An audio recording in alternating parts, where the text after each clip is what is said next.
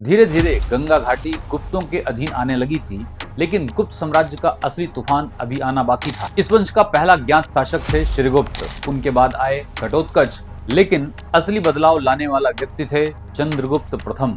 एक भारतीय गणितज्ञ ने पुस्तक लिखी आर्यभट्टियम, उनका नाम था आर्यभट्ट। उन्होंने कहा पृथ्वी अपनी धुरी पर घूमती है। फिर आए वराहमिहिर, उन्होंने बृहत संहिता लिखी। इसमें ग्रह, मौसम, वास्तुकला, कृषि तक की जानकारी थी। समुद्रगुप्त की विजय, आर्यभट्ट का विज्ञान, कालिदास की कविताएं और लौह स्तंभ का रहस्य, ये सब बताते हैं कि भारत केवल युद्धों की भूमि नहीं थी, बल्कि ज्ञान और संस्कृति की महाशक्ति भी था। कल्पना कीजिए, आज से लगभग 1600 साल पहले का भारत, जब यूरोप का बड़ा हिस्सा अंधकार और युद्धों में उलझा हुआ था, तब भारत में एक ऐसे साम्राज्य का उदय हो रहा था जो विज्ञान, गणित, साहित्य और कला में पूरी तरह दुनिया को दिशा देने वाला था। एक ऐसा राजा जो युद्ध जीतने के बाद वीणा बजाता था, एक ऐसा वैज्ञानिक जिसने हजारों साल पहले बता दिया था कि पृथ्वी अपनी धुरी पर घूमती है, एक ऐसा कवि जिसकी रचनाओं पर विदेशी लेखक तक मोहित हो गए, और एक ऐसा लौह स्तंभ जो 1600 साल बाद भी बिना जंग के खड़ा है। यह कहानी है गुप्त साम्राज्य की। इतिहासकारों ने इसे भारत का गोल्डन एज यानी कि स्वर्ण युग कहा है, लेकिन क्या यह सच में पूरे भारत का स्वर्ण युग था, या यह चमक केवल राजाओं और अमीरों तक ही सीमित थी? मौर्य साम्राज्य के पतन के बाद भारत फिर छोटे छोटे राज्यों में बंट गया था। शुंग आए, कर्ण आए और फिर शक और कुषाण। उत्तर भारत लगातार राजनीतिक संघर्ष में फंसा हुआ था। कनिष्क के समय कुषाण साम्राज्य बहुत शक्तिशाली था।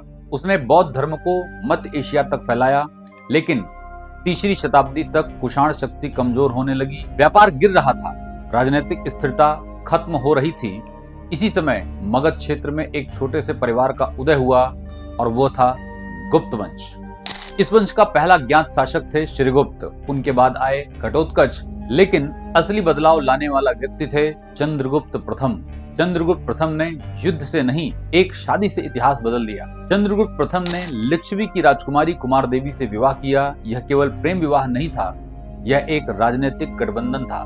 लिच्छवी प्राचीन भारत का सबसे प्रतिष्ठित गणराज्य था। इतिहासकार आरसी मजूमदार लिखते हैं, लिच्छवियों से संबंध ने गुप्तों को राजनीतिक शक्ति और वैधता दी थी। गुप्त सिक्कों पर चंद्रगुप्त और कुमार देवी दोनों की तस्वीर मिलती है। यह प्राचीन भारतीय इतिहास में बहुत दुर्लभ था। इसी समय गुप्त शासकों ने महाराजा धीराज की उपाधि ली थी। 319 ईस्वी को गुप्त संवत की शुरुआत माना जाता है।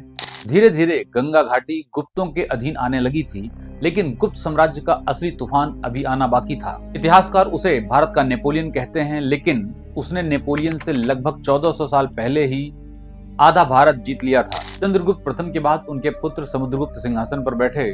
उनके बारे में सबसे बड़ी जानकारी मिलती है प्रयाग प्रशस्ति से। इसे उनके दरबारी कवि हरिशेन ने लिखा था। यह प्रशस्ति आज भी इलाहाबाद पिलर पर मौजूद है। इतिहासकार वी.ए. स्मिथ ने उन्हें कहा नेपोलियन ऑफ इंडिया। समुद्रगुप्त ने आर्यवर्त के 9 राजाओं को हराया, जंगल राज्यों को अधीन किया, दक्षिण भारत तक अभियान चलाया, लेकिन उसकी सबसे बड़ी रणनीति क्या थी?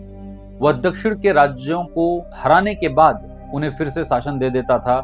इतिहासकार रोमिला थापर के अनुसार समुद्रगुप्त प्रत्यक्ष शासन से ज्यादा राजनीतिक प्रभुत्व चाहता था। समुद्रगुप्त ने अश्वमेध यज्ञ कराया, इसके विशेष सिक्के मिलते हैं, लेकिन युद्ध के मैदान का यह सम्राट संगीत का प्रेमी था। उनके सिक्कों में उन्हें वीणा बजाते दिखाया गया है। इतिहासकार ए.एल. बासम लिखते हैं कि समुद्रगुप्त युद्ध और कला दोनों में असाधारण था। लेकिन गुप्त साम्राज्य की सबसे रहस्यमयी कहानी अभी बाकी है। एक राजा, एक रानी और एक हत्या।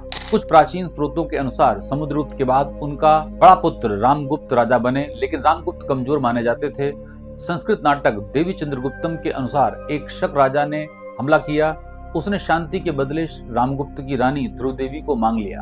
रामगुप्त तैयार हो गए, लेकिन उसका भाई चंद्रगुप्त द्वितीय यह अपमान सह न सका। कहा जाता है वह स्त्री का वेश धारण कर रात में शक राजा के शिविर में पहुंचा और उसकी हत्या कर दी। इसके बाद चंद्रगुप्त ने सत्ता संभाली और बाद में ध्रुव देवी से विवाह कर लिया।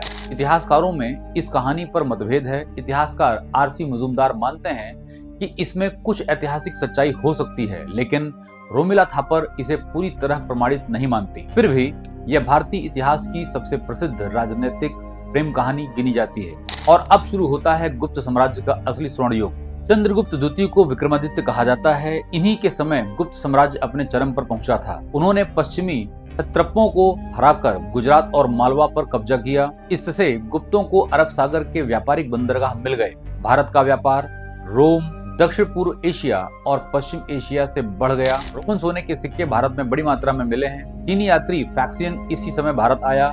उसने लिखा कि भारत समृद्ध था, अपराध कम थे और लोग अपेक्षाकृत खुश थे। लेकिन उसने यह भी लिखा कि अछूतों के साथ भेदभाव होता था। लेकिन गुप्त काल की सबसे बड़ी शक्ति सेना नहीं, ज्ञान था। एक भारतीय गणितज्ञ ने पुस्तक लिखी, आर्यभट्टियम। उनका नाम था आर्यभट्ट। उन्होंने कहा, पृथ्वी अपनी धुरी पर घूमती है।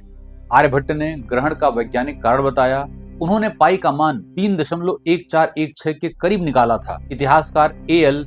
बासम लिखते हैं कि भारतीय गणित की सबसे बड़ी देन शून्य और दशमलव प्रणाली थी। फिर आए वराहमिहिर। उन्होंने बृहत संहिता लिखी। इसमें ग्रह, मौसम, वास्तुकला, कृषि तक की जानकारी थी। लेकिन गुप्त काल का सबसे रहस्यमयी चमत्कार अभी बाकी है। दिल्ली का लौह स्तंभ, आयरन पिलर ऑफ दिल्ली, आज भी गुप्तकालीन तकनीकी का चमत्कार माना जाता है। लगभग 1600 साल बाद भी इस पर जंग नहीं लगी। वैज्ञानिक मानते हैं कि लोहे में फास्फोरस की विशेष मात्रा इसका कारण है। इतिहासकार R.C. शर्मा के अनुसार यह गुप्तकालीन धातु कर्म का अद्भुत उदाहरण है। गुप्त काल का सबसे प्रसिद्ध कवि थे कालिदास। इतिहासकार A.L. बासम के अनुसार उन्हें कहा गया है इंडियाज शेक्सपियर। उनकी प्रसिद्ध रचनाएं अभिज्ञान शकुंतलम, मेघदूतम, रघुवंशम, मालविका अग्निमित्रम हैं। जर्मन लेखक गोएथे भी कालिदास से प्रभावित थे। इसी समय अजंता केव्स की कला भी विकसित हुई। लेकिन हर स्वर्ण युग की तरह गुप्त साम्राज्य की चमक भी धीरे धीरे खत्म होने लगी। चंद्रगुप्त द्वितीय के बाद कुमारगुप्त प्रथम सत्ता में आए। फिर शुरू हुआ हूणों का आक्रमण। लेकिन आप जानेंगे, कुमारगुप्त का कार्यकाल शांति का काल माना जाता है और कुमारगुप्त के ही कार्यकाल में 413 ईस्वी के लगभग नालंदा विश्वविद्यालय का निर्माण हुआ था।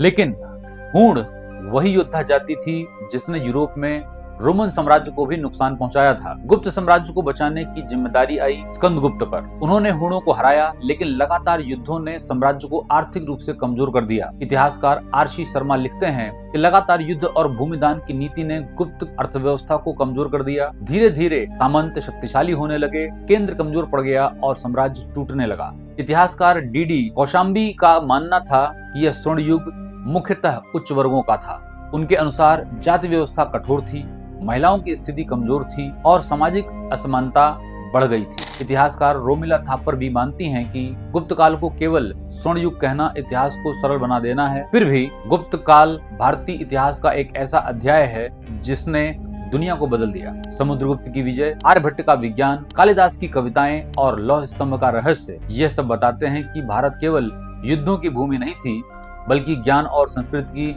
महाशक्ति भी था। लेकिन इतिहास का सबसे बड़ा सच यही है, हर स्वर्ण युग के पीछे अंधेरे भी छुपे होते हैं। आपका अपना क्या विचार है गुप्त काल के बारे में? हमें कमेंट बॉक्स में जरूर बताएं। धन्यवाद।